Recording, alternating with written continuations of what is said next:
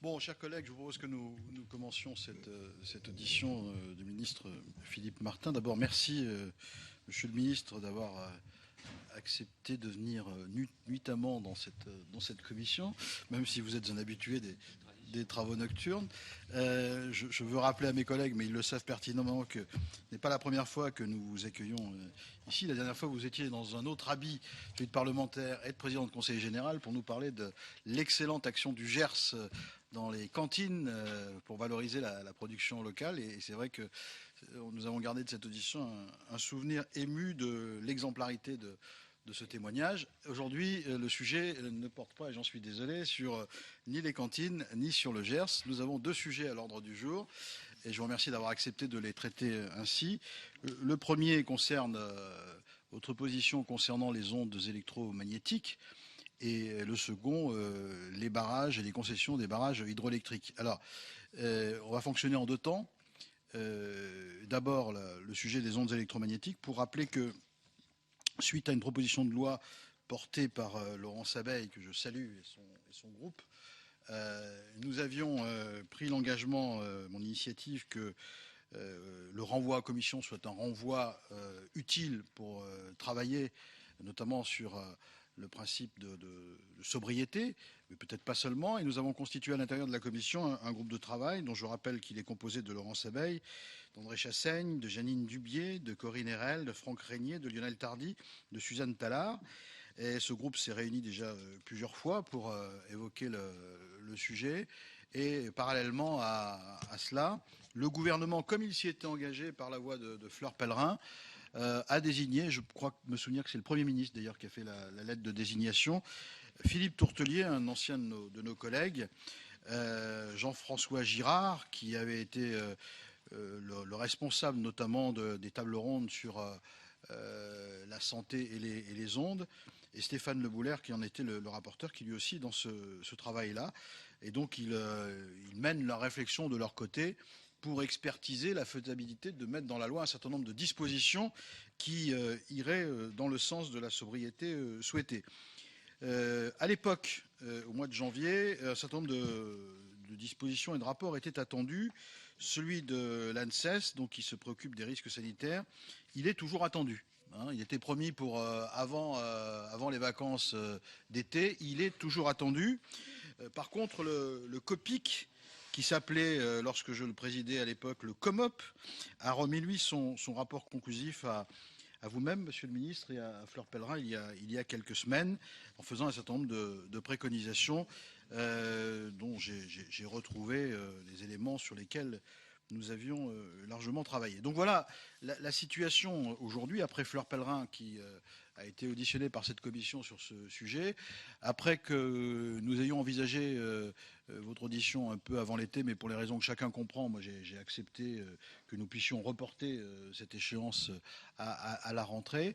Vous êtes aujourd'hui sollicité pour nous donner un peu un peu beaucoup, votre sentiment sur cette question qui continue à faire débat à travers le pays, surtout dans le moment où se développe la 4G dans l'ensemble des communes de France. Donc, monsieur le ministre, peut-être que vous pourriez, de façon liminaire, nous tenir un certain nombre de propos, et ensuite j'ouvrirai la discussion avec nos collègues.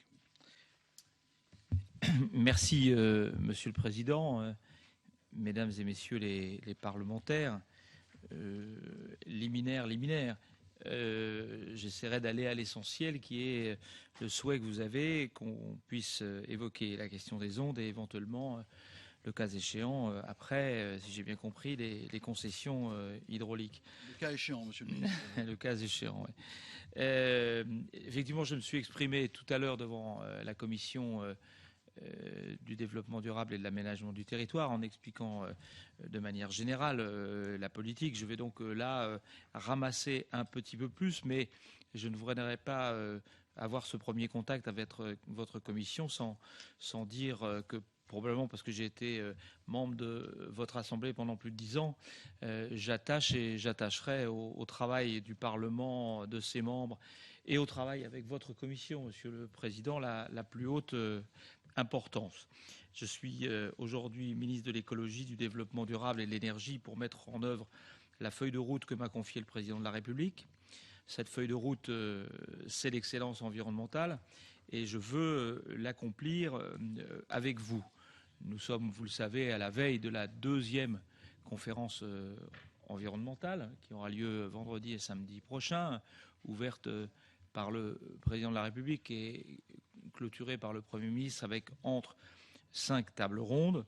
Mais je ne m'exprimerai pas plus avant sur le sujet. J'imagine que nous aurons peut-être un autre moment pour la faire et je voudrais me concentrer sur le sujet qui était l'un des sujets à l'ordre du jour et qui est celui des ondes. Non, peut-être sans d'abord avoir rappelé que les risques sanitaires environnementaux sont une question importante.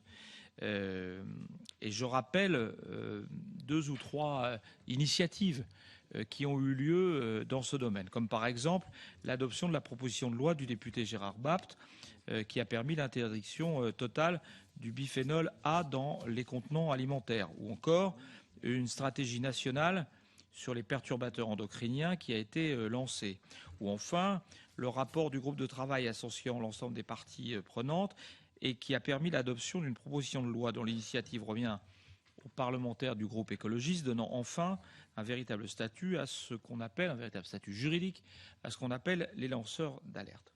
Sur le sujet des ondes, il fait lui aussi partie de la problématique de santé environnementale. Et c'est depuis la première conférence environnementale un axe de travail prioritaire du gouvernement, et ce, pour tout le quinquennat. Le développement des communications sans fil s'est accompagné de l'équipement des communes et des particuliers par des antennes relais et des terminaux sans fil, générant un rayonnement électromagnétique. Des inquiétudes sont rapidement nées quant à l'impact sur la santé de ces ondes électromagnétiques. En 2009, le gouvernement précédent avait lancé d'ailleurs plusieurs initiatives pour mieux connaître les risques et chercher à les maîtriser. Monsieur le Président, vous aviez été amené d'ailleurs, vous l'avez rappelé à l'instant, à présider un comité opérationnel d'expérimentation, le COMOP, qui était chargé premièrement d'examiner la faisabilité technique d'un abaissement de l'exposition du public aux radiofréquences émises par les antennes relais de la téléphonie mobile, et qui était chargé deuxièmement de définir et d'expérimenter de nouvelles procédures de concertation et d'information locale pour accompagner les projets d'implantation d'antennes relais. Grâce à une ténacité et une force de conviction qui n'est pas besoin de rappeler, Monsieur le Président, s'agissant de vous, ce comité a permis de franchir un cap décisif en mettant autour de la table des parties prenantes qui étaient, il faut bien le dire, peu habituées à dialoguer sereinement. Ces travaux ont fait l'objet d'un rapport d'étape au mois d'août 2011, dont vous étiez l'auteur et qui constitue encore aujourd'hui ce qu'on peut appeler un document de référence. Au cours de ce mois d'août 2013, les 2 rapports de synthèse du COPIC sur la poursuite de ces expérimentations m'ont été remis, vous venez de le dire aussi, ainsi qu'à la ministre chargée de l'économie numérique, Fleur Pellerin. Que nous disent ces 2 rapports ?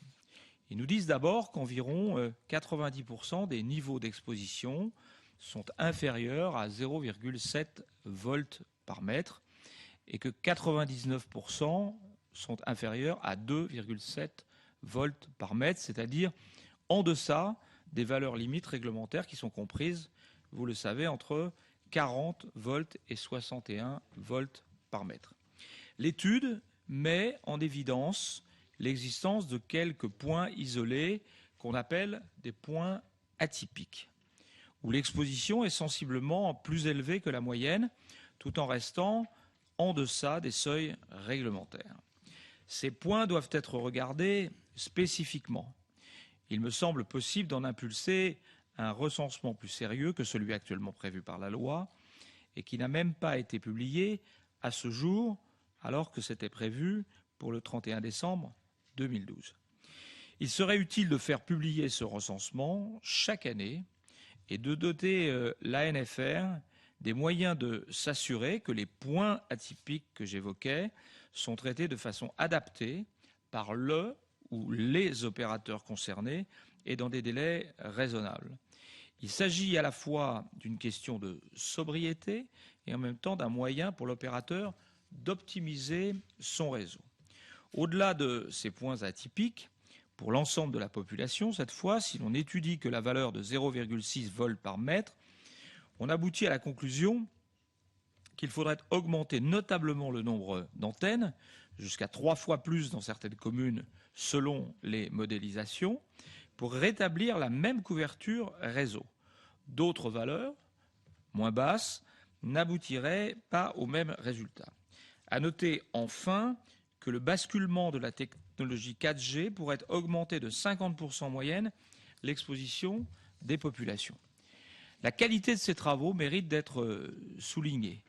La ministre chargée de l'économie numérique et moi-même souhaiterons certainement que les réflexions en matière de radiofréquence se poursuivent dans une nouvelle instance d'échange, placée par exemple sous l'égide de l'ANFR et associant l'ensemble des parties prenantes.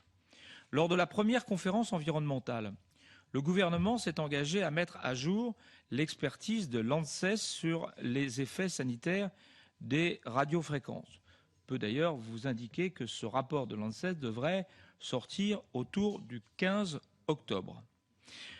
Nous aurons un rapport de l'ANSES et suite à l'examen de la proposition de loi de Mme Abeille, vous l'avez dit, messieurs Tourtelier, Girard et Le Boulaire se sont vus confier une mission dite ALARA sur la mise en œuvre du principe de sobriété dans les ondes de téléphonie mobile et dont nous attendons le rapport cet automne, c'est-à-dire dans très peu de temps maintenant. Il me semble en effet légitime que la population souhaite ne pas être exposée à des niveaux d'émissions supérieurs à ceux qui sont nécessaires à son usage. Le gouvernement disposera donc d'ici la fin de l'année des éléments scientifiques, expérimentaux et juridiques indispensables à de bonnes décisions. D'ores et déjà, certains principes consensuels me semblent importants, en particulier concernant la gouvernance autour des projets d'installation d'antennes relais. Et je cite ces principes consensuels. L'information du maire par écrit en amont de l'implantation d'une antenne relais dès la phase de recherche.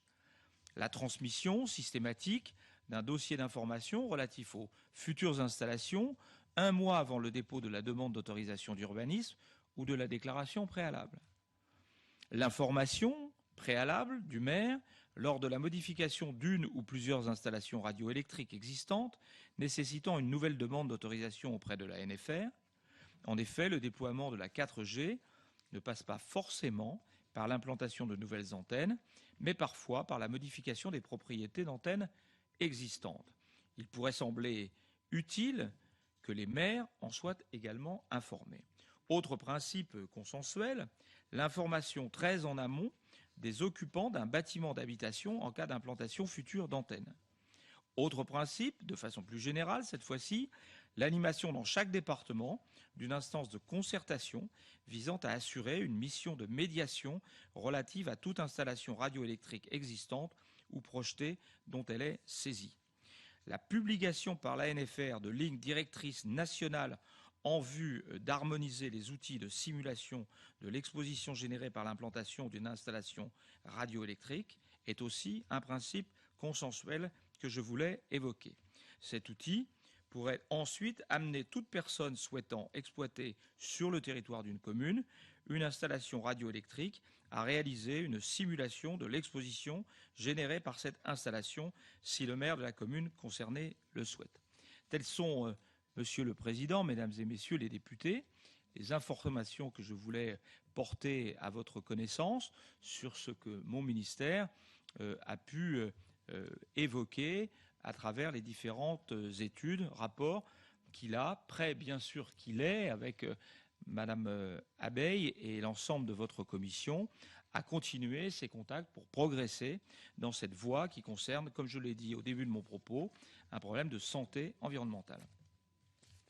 Merci, Monsieur le Ministre. Donc, je vais passer la parole à l'ensemble des collègues qui souhaitent la prendre, en donnant peut-être une prime pour le temps de parole à Madame Abeille, puisqu'elle était rapporteure de la proposition de loi. Donc, peut-être 4 minutes et 2 minutes pour l'ensemble des autres collègues. Peut-être un commentaire comme ancien combattant du COMOP. Saluer le travail accompli. Je vous en remercie, Monsieur le Ministre. C'est une période qui nous a permis d'avoir l'unanimité de tous les acteurs qui ont du mal à s'entendre par ailleurs, si ce n'est devant les tribunaux, pour dire quelle était la meilleure manière d'avoir un protocole de mesure incontestable. Et je crois très important que les chiffres que vous avez donnés, qui sont issus effectivement du COMOP, n'aient été contestés absolument par personne, parce que tout le monde était d'accord sur les outils, sur la méthode et sur la transparence de ces mesures. Je crois que c'était très important. Au-delà de ça, faire du consensus sur ce sujet, c'est quand même un peu plus compliqué. Dire aussi que je vous ai écrit, Monsieur le Ministre, ainsi qu'à Madame la Ministre Pellerin, pour dire que dans l'objectif initial de ce travail, il y avait aussi le souhait de mesurer le rapport entre le téléphone mobile et l'antenne. C'est-à-dire, plus on baisse la puissance de l'antenne, plus il faut monter la puissance de réception du mobile. Et que là aussi, il y a des seuils sur lesquels il faut travailler. Je pense que, compte tenu des moyens qui ont déjà été mis pour faire toutes les mesures précédentes, peut-être qu'on pourra expérimenter ça sur un tout petit échantillon. Mais enfin, ça compléterait l'ensemble du travail qui, redisons-le, est un travail qui n'a pas été fait dans d'autres pays, puisqu'on dispose aujourd'hui d'outils informatiques pour faire des simulations de mesures sans nul autre pareil. Donc c'est vrai que autant en profiter pour que le rendez-vous avec la transparence de ce qui s'implante sur le territoire puisse être pris facilement pour ceux qui s'en préoccupent. Madame la rapporteure. Merci, Monsieur le Président. Je note avec un grand plaisir, et je pense que cette satisfaction est partagée par tous ceux qui s'intéressent à cette question, que vous indiquez, Monsieur le Ministre, que cette question des ondes électromagnétiques est une question de santé, oui, une question de santé environnementale. Et ça, je crois que c'est un pas qui est franchi ce soir avec cette déclaration que vous faites, et en indiquant également que c'est un axe prioritaire pour le gouvernement de travailler sur cette question-là. C'est une bonne nouvelle, parce que c'est vrai que depuis maintenant un certain nombre de mois et d'années, si je puis dire, cette question des ondes électromagnétiques de santé environnementale est restée, je dirais, et Monsieur le Président Brottes l'a bien dit, dans un domaine qui était largement compliqué dans les relations entre ce qui étaient les agences gouvernementales, les associations, aussi bien associations environnementales que associations de santé, riverains, etc. Donc je me satisfais vraiment que vous indiquiez cela, et que cette question des ondes électromagnétiques, si je puis dire, revienne dans le giron de votre ministère, qui, dans sa transversalité, peut effectivement travailler de manière, je pense, très utile sur cette problématique qui touche à la fois la question de la santé et à la fois, évidemment, on le sait bien, la question aussi de l'économie numérique, puisque c'est Fleur Pellerin qui avait travaillé sur ce sujet-là quand j'avais présenté cette proposition de loi. Vous avez indiqué un certain nombre de points qui vous semblaient, enfin, que vous indiquez comme consensuels.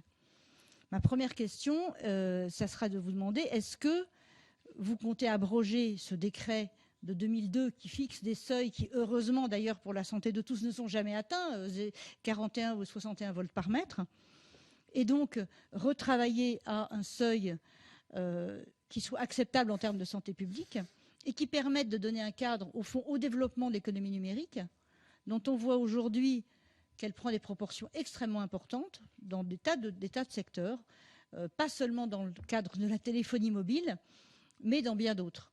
Et comme ça a été dit par ailleurs par le président Brottes, il y a d'autres sujets que les antennes relais qui sont concernés par les ondes électromagnétiques. Il y a un certain nombre d'objets du quotidien, et on en a largement parlé pendant les commissions qui nous ont occupés sur ce sujet. Il y a les téléphones dits DECT, mais également il y a de nouveaux jouets, il y a des appareils médicaux. Enfin bref, la technologie sans fil, je dirais, en ce moment, est dans une aventure passionnante, certes, pour tout ce qui est du génie, de la créativité des ingénieurs et des techniciens qui s'en occupent, mais aussi qui nous préoccupe en termes de santé environnementale.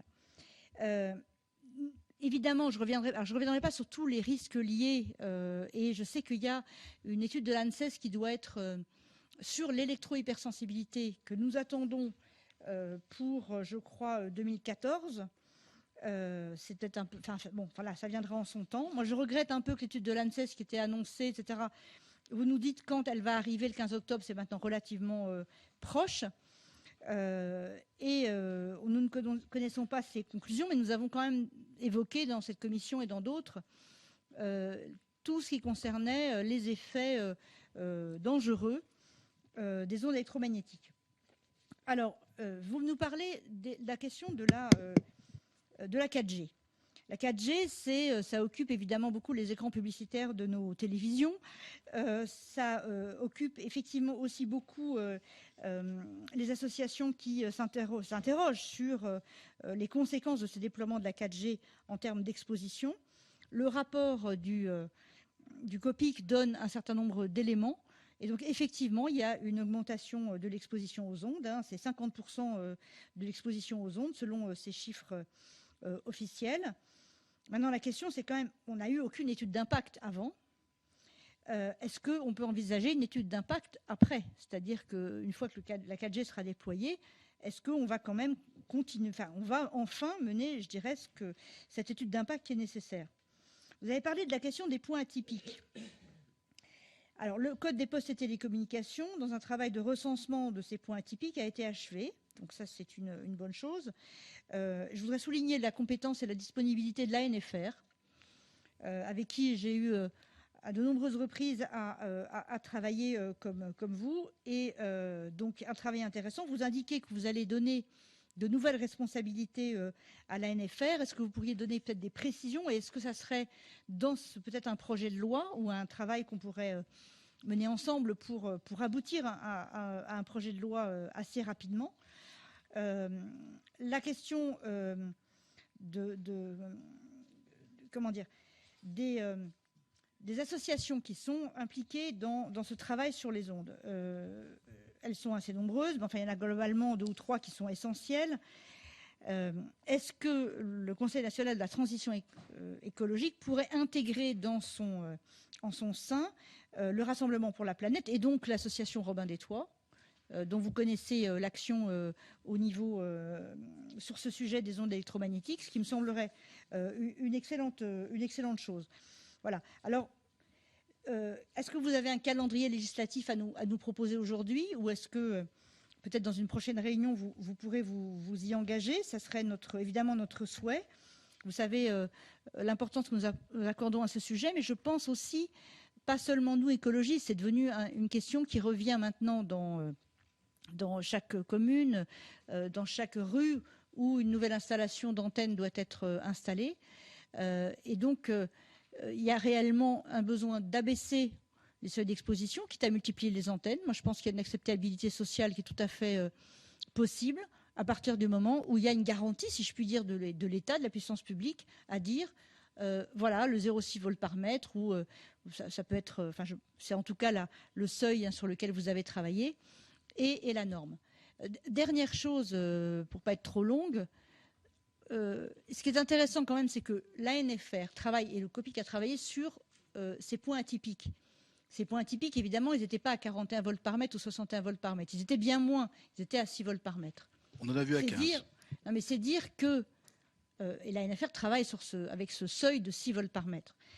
C'est dire l'obsolescence, si je puis dire programmée, évidemment, de ce décret de 2002, dont nous demandons avec insistance l'abrogation, et nous demandons avec insistance, évidemment, une loi qui mette en œuvre un principe de précaution. Alors après, c'est d'aller vers un principe à l'ARA, de sobriété, mais en tout cas, d'aller de l'avant sur ce sujet et de la manière la plus rapide possible, je pense, pour le développement du numérique, mais dans des conditions de sécurité sanitaire pour les habitants de notre pays. Merci. Suzanne Tallard, qui était rapporteure pour avis de la Commission du développement durable, a aussi droit à un peu plus de 2 minutes. Vous n'êtes pas obligé de faire 8 non plus, hein, mais... Suzanne Tallard. Merci, Monsieur le Président, de me donner la parole. Je serai rapide, en effet, Monsieur le Ministre. Je vais revenir sur l'hypersensibilité électromagnétique, qui est un sujet qui pose beaucoup de questions, car les personnes qui en sont victimes, même si elles sont peu nombreuses, nous interpellent très régulièrement, car leur mal-être est réel, elles l'expriment avec force et souvent de manière répétée. La difficulté, c'est que les manifestations sont extrêmement diverses, ce qui ne conduit pas à établir facilement, à caractériser les symptômes. Là, vous l'avez dit, l'ANSES a annoncé un appel à projet portant sur le développement d'approches novatrices de l'hypersensibilité électromagnétique, sur la métrologie des champs électromagnétiques et la caractérisation des expositions. Or, en fin d'année 2012, lorsque nous avons préparé puis présenté la proposition de loi proposée par Madame Abeille, il était question de l'étude menée par l'hôpital Cochin sur justement les électro-hypersensibles. Des personnes électro-hypersensibles sont actuellement en observation et j'aimerais savoir comment, Monsieur le Ministre, s'articulent les études lancées et les études à venir. Merci. Merci. Antoine Herth. Merci, Monsieur le Président. D'abord, un regret, évidemment, nous aurions souhaité pouvoir auditionner le ministre sur l'ensemble de la politique qu'il mène, mais finalement, je me dis, c'est pire. Pas la dernière fois qu'il vient, je vous le dis tout de suite. Oui, simplement, les sujets sont lourds, importants. On ne peut pas lui demander de parler de tous les problèmes de la planète en une seule soirée. Je pense. Non, on sait déjà qu'il a un cabinet qui est compétent et qui lui prépare de bonnes notes bien documentées. Donc c'est déjà une première chose. Ensuite, finalement, l'exercice est beaucoup plus périlleux pour lui parce qu'il doit se positionner précisément sur deux sujets d'emblée alors qu'il n'a pas eu l'occasion d'exprimer l'orientation politique générale. Donc moi je voudrais quand même faire un petit cadrage général. D'abord, l'écologie est, on le sait, un exercice de haut vol et souvent finalement le ministre de l'écologie est le père fouettard du gouvernement. D'ailleurs, la notion de père n'étant pas réservée aux seuls hommes. Est-ce que vous saurez donner de l'appétence en quelque sorte au développement durable? Est-ce que, comme dirait Madame Duflot, l'écologie avec vous deviendra une expérience heureuse? Donc c'est déjà un des sujets fondamentaux et nous pouvons tout de suite l'expérimenter sur le thème qui nous préoccupe, à savoir la gestion du risque selon le principe de précaution qui pour certains est un principe d'immobilisme qui à mes yeux est plutôt un principe de progrès. Donc déjà c'est un sujet lourd. Le deuxième sujet que nous allons aborder tout à l'heure concernant l'avenir des concessions hydroélectriques, c'est de savoir si le ministre de l'écologie est là aussi un ministre qui s'adresse essentiellement aux consommateurs en leur lançant des messages de bonne volonté sur leurs gestes quotidiens, ou s'il sait prendre des risques en s'engageant au soutien de l'industrie, de la production et du redressement économique de la France. Là aussi, on a trop souvent connu des ministres de l'écologie qui semblaient vouloir freiner tous les projets français. Donc finalement, l'exercice de ce soir, pour vous, est particulièrement périlleux puisque vous ne pourrez pas nous entretenir de propos généraux, mais devrez d'emblée nous donner des illustrations très concrètes sur votre positionnement, à la fois sur la gestion du risque et à la fois sur votre volonté d'aller dans le sens du redressement industriel de notre pays. Merci. Alors, sans que la question me soit directement posée, je veux quand même apporter à ce stade un éclairage. Nous avons un découpage entre les différentes commissions, qui d'ailleurs date de la mandature précédente, ça ne vous aura pas échappé, qui fait que, par exemple, lorsque nous accueillions M. Cuvelier, qui travaille sous l'autorité de M. le ministre, il vient ici nous parler de pêche, mais jamais de transport. Voilà. Et lorsque nous accueillons le ministre Martin, il nous parle d'énergie, il nous parle de télécommunications, mais on ne va pas parler de biodiversité parce que c'est la commission développement durable. Et donc la difficulté, pour lui comme pour nous, c'est d'avoir un temps de travail où on parle de tout à la fois. Et si il ne fait pas ce soir un discours de politique générale, j'en assume la responsabilité, c'est qu'effectivement, nous avions des engagements sur ces dossiers et que nous les traitons comme le calendrier l'impose. Mais je vous promets que ce n'est pas la dernière fois que M. Martin sera invité dans notre commission, vous ne serez pas déçus, M. Herth. Alors, Hervé Peloy. Oui, Monsieur le Président, Monsieur le Ministre, c'est peut-être pour ramener une expérience de terrain. J'ai bien entendu tout à l'heure les procédures de concertation que vous souhaitez mettre en place. Enfin, avec l'Association des maires de France et les opérateurs, il y a déjà eu des initiatives un petit peu qui vont dans ce sens à travers une charte de bonne conduite pour essayer d'avoir l'ensemble des opérateurs présents en même temps face à la municipalité. Je crois que c'est important que l'ensemble des opérateurs donnent leur demande quand ils en ont. Et il est important d'avoir des groupes de travail, notamment avec les les riverains qui peuvent être concernés. Et pour avoir étudié et avoir mis en place ce type de pratique, c'est vrai qu'on a réussi à déplacer des pylônes dans des endroits qui étaient quand même beaucoup moins sensibles que ceux qui nous étaient proposés à l'origine par les opérateurs. Donc un travail de terrain minutieux est sans doute très utile. Bon, moi, je voulais aussi vous poser la question par rapport à d'autres ondes électromagnétiques et notamment les ondes qui sont générées par les lignes THT. C'est aussi un sujet important pour aussi à titre d'expérience. On a failli avoir un PLU qui était remis en cause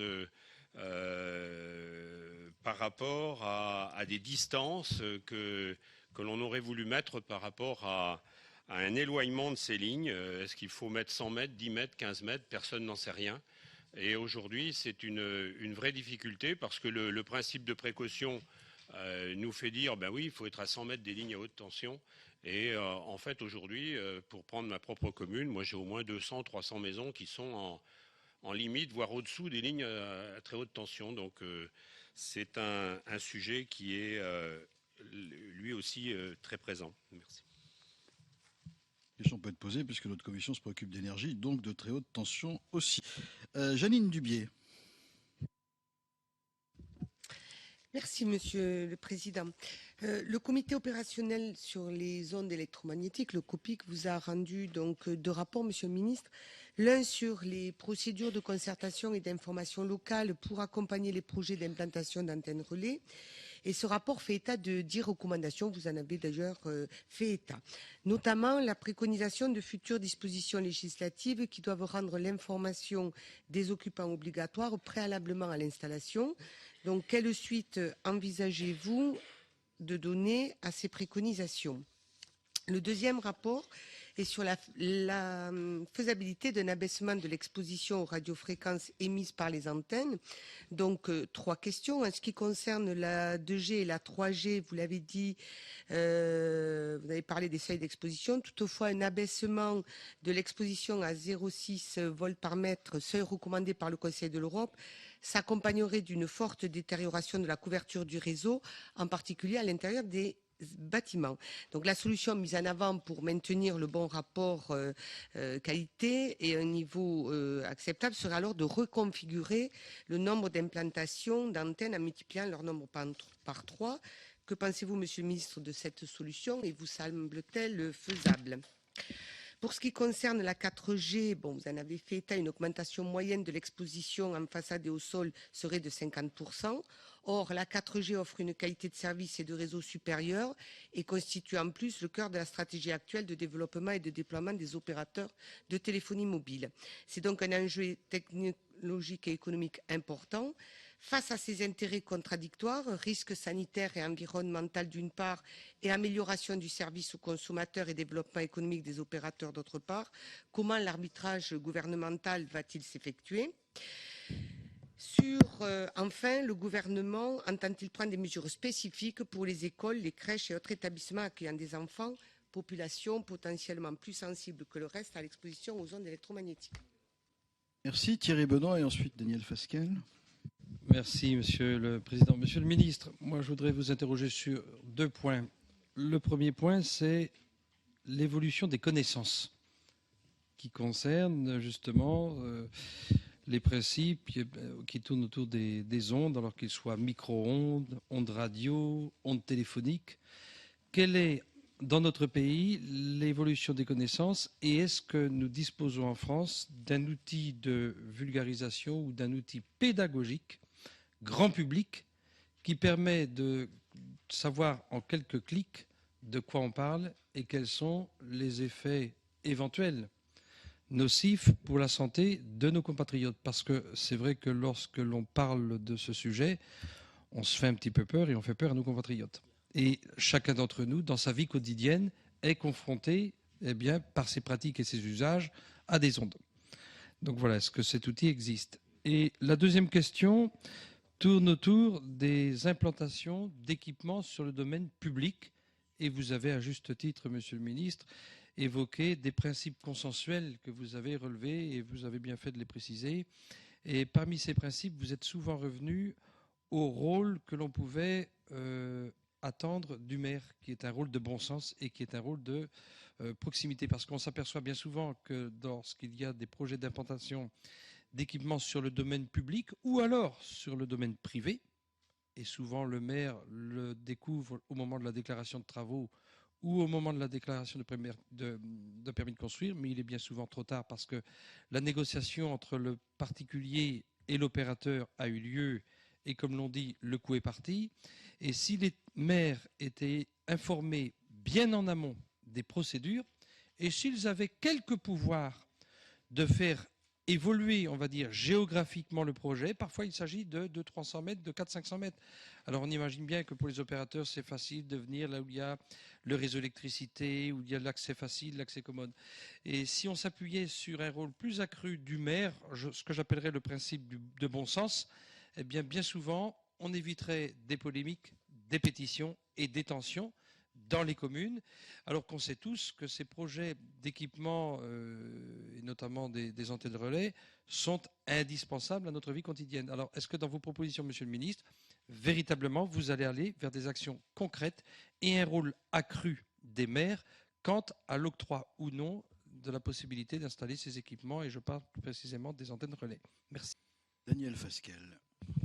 Oui, c'est un sujet important que celui qui nous retient ce soir, parce que c'est un sujet sensible et il faut éviter à la fois de susciter de faux espoirs, parce qu'il y a certains de nos compatriotes qui souffrent, qui en tous les cas sont convaincus de subir l'effet des ondes électromagnétiques, et ça mérite d'être pris en compte, bien évidemment, et d'être entendu.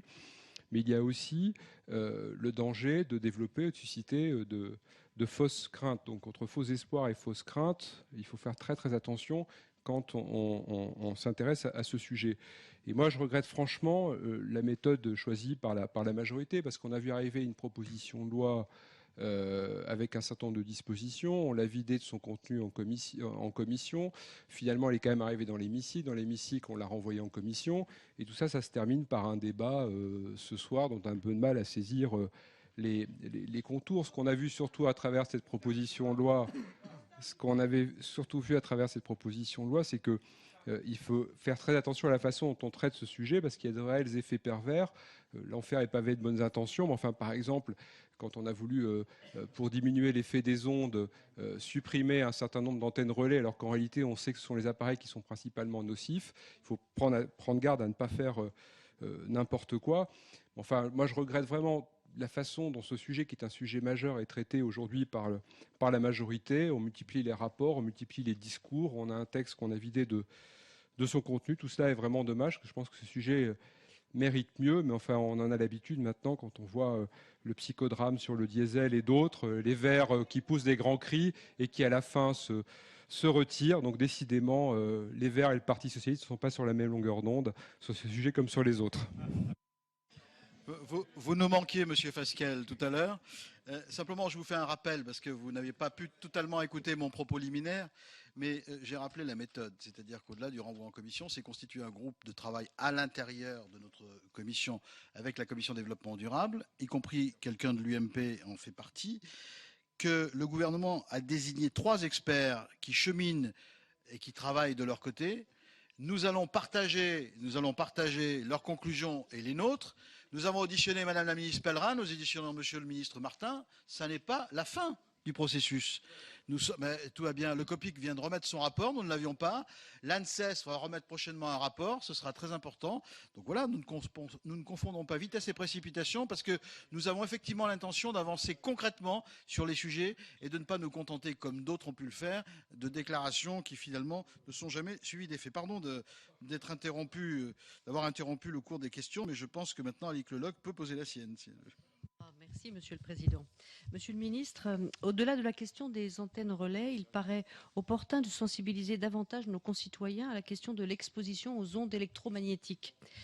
En effet, l'exposition choisie, utilisation du téléphone, ordinateur portable, four à micro-ondes, étant particulièrement importante, il conviendrait, il me semble, de développer une éducation citoyenne à l'utilisation raisonnée des sources électromagnétiques. N'y a-t-il pas, Monsieur le Ministre, un travail interministériel, environnement, santé, économie numérique, éducation nationale, à engager en ce sens pour mieux informer les utilisateurs? Petite question. Merci. Philippe Leray. Oui, bonsoir. Donc, Monsieur le Ministre, merci d'être présent parmi nous ce soir. Je crois que nous tous, ce soir présents ici, donc, en tant que députés, on a au moins été tous interrogés une fois sur ce type de sujet, soit par des pétitions, soit par des revendications diverses, notamment par rapport à la mise en place de certaines antennes. Mais je crois que l'actualité faisant, notamment sur la loi donc, Allure, on a parlé notamment des schémas de cohérence territoriaux. Ne peut-on pas imaginer demain une prise en compte beaucoup plus importante dans le cadre de ces schémas, de la mise en place de ce type d'antenne, éventuellement, comme le soulevait tout à l'heure mon collègue morbihanais, Hervé Pellois, lorsque nous avons des lignes moyenne tension, haute tension qui sont éventuellement déplacées aussi, de les intégrer dans ce type de schéma, car je crois que la population est extrêmement sensible à ce type de sujet. Donc voilà, merci de répondre précisément à mes questions. Merci. Razi Hamadi. Merci, Monsieur le Président. Monsieur le Ministre, merci d'être avec nous comme s'y était engagé le gouvernement. Parce que comme vous l'avez très justement rappelé, Monsieur le Président, c'est une étape. C'est une étape qui, sur un sujet complexe, se nourrit, oui, de 2 rapports rendus en août.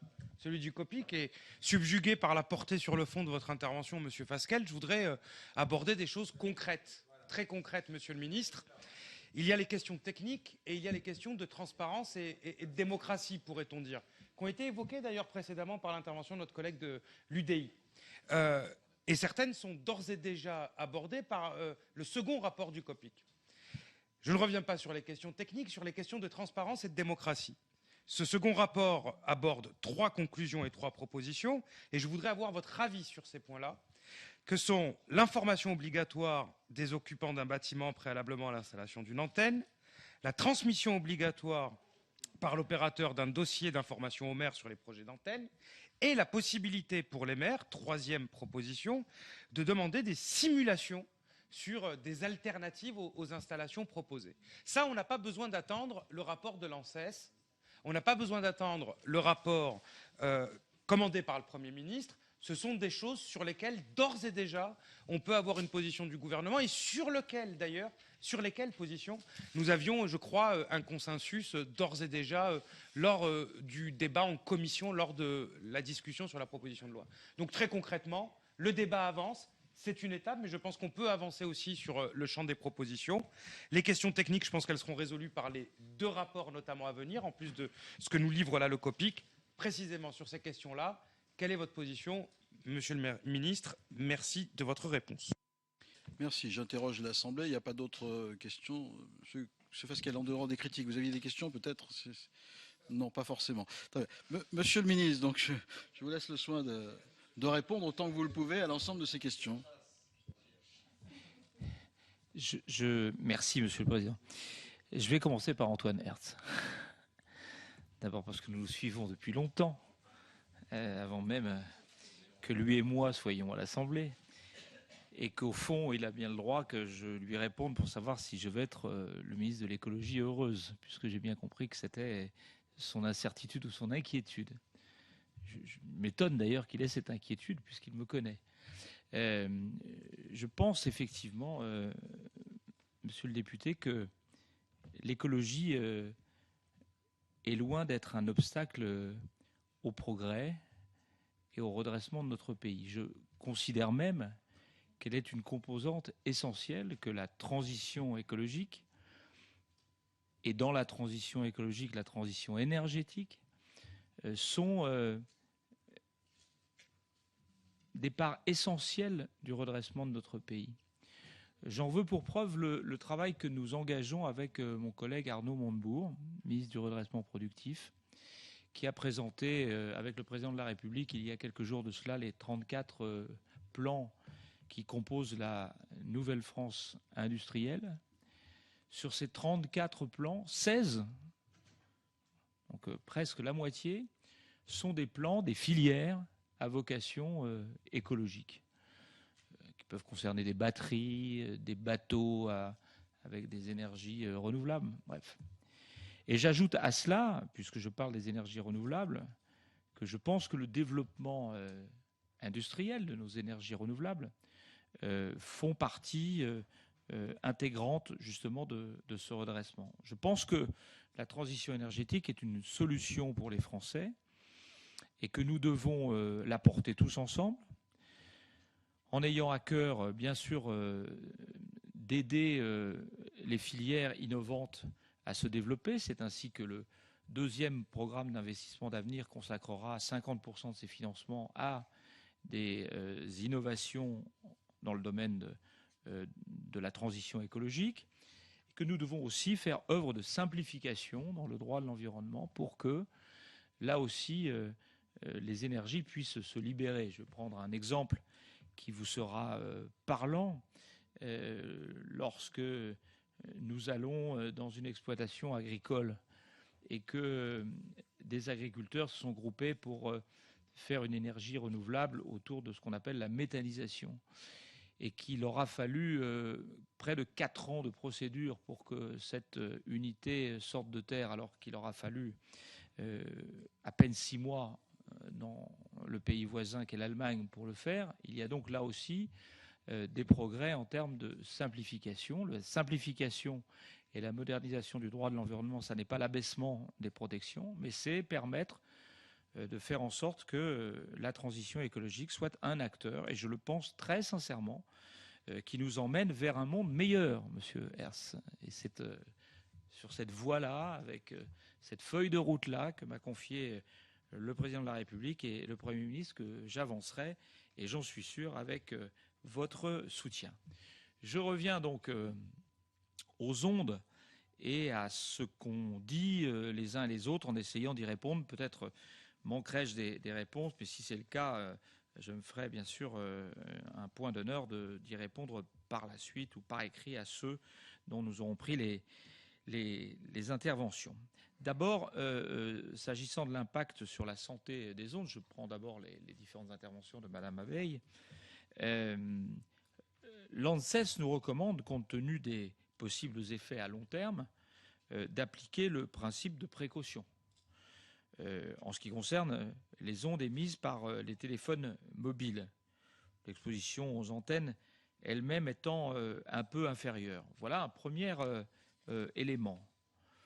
S'agissant d'une possibilité d'abrogation du décret de 2002, 41 volts par mètre, avec possibilité, si je comprends bien, de définir un nouveau seuil.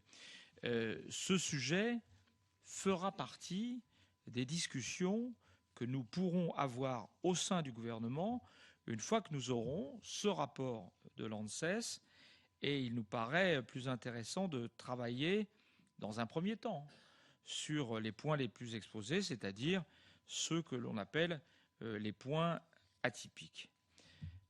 Madame Abeille, vous indiquez aussi qu'il n'y aurait pas d'étude d'impact sur la 4G.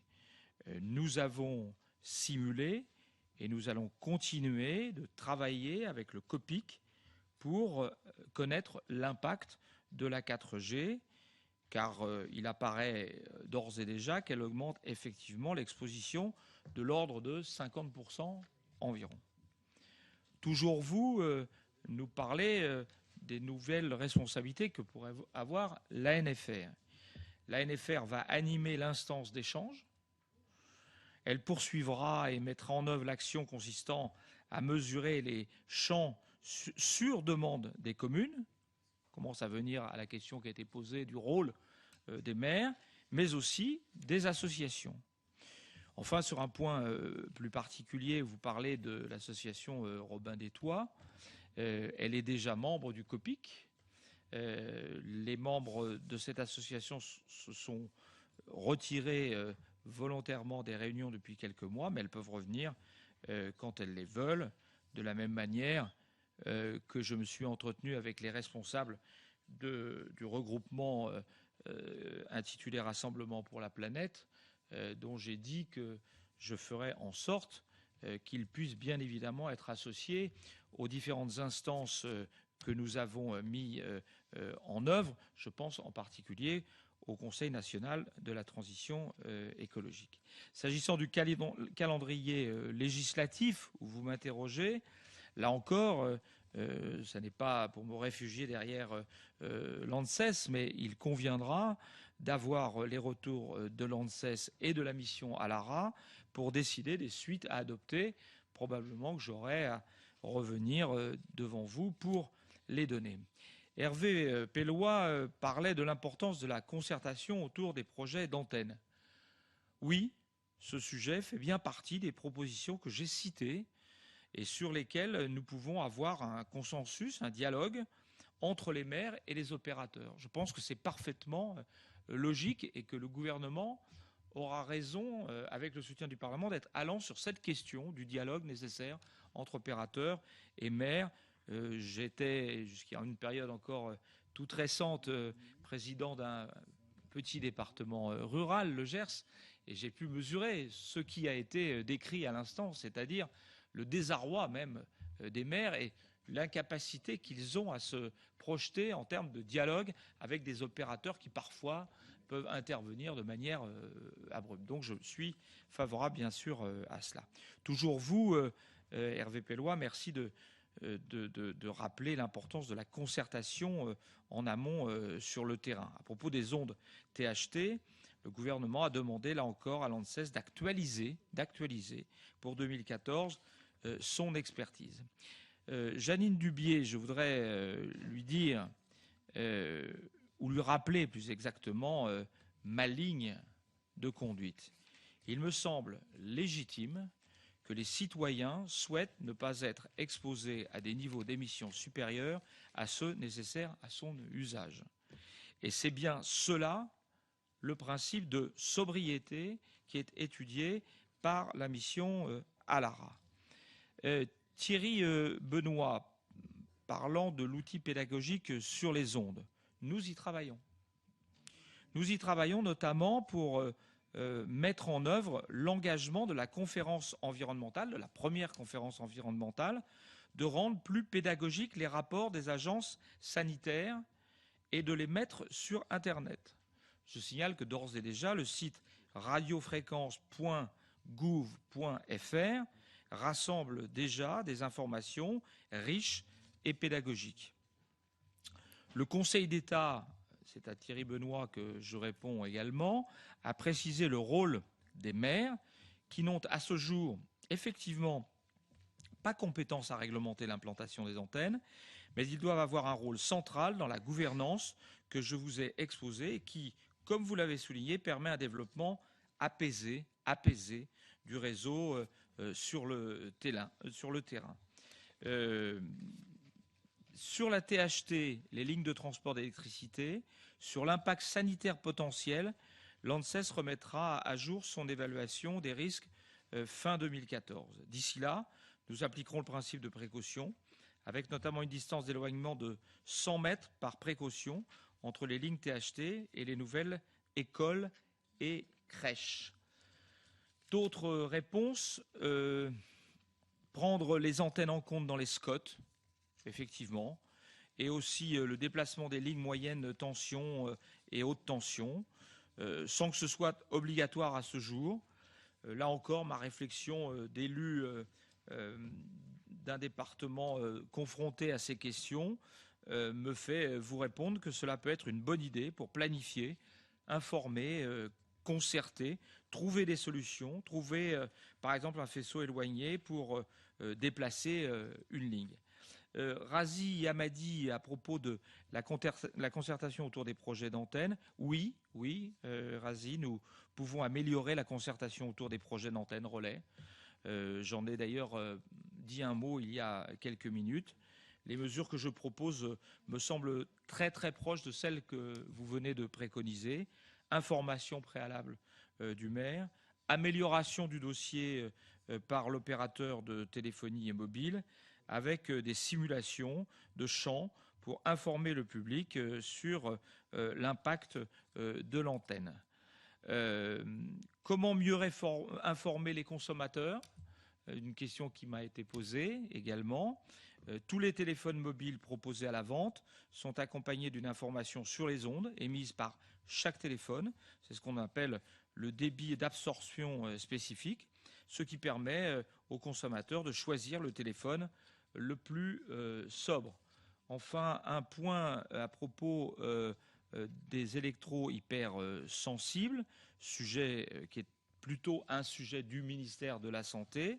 L'ANSES va expertiser les études et nous rendra en septembre un rapport sur le sujet important des hypersensibles en 2014, sur la base des études expérimentales en cours, en particulier une étude qui a été réalisée à l'hôpital Cochin pour améliorer l'accueil et l'accompagnement des personnes hypersensibles.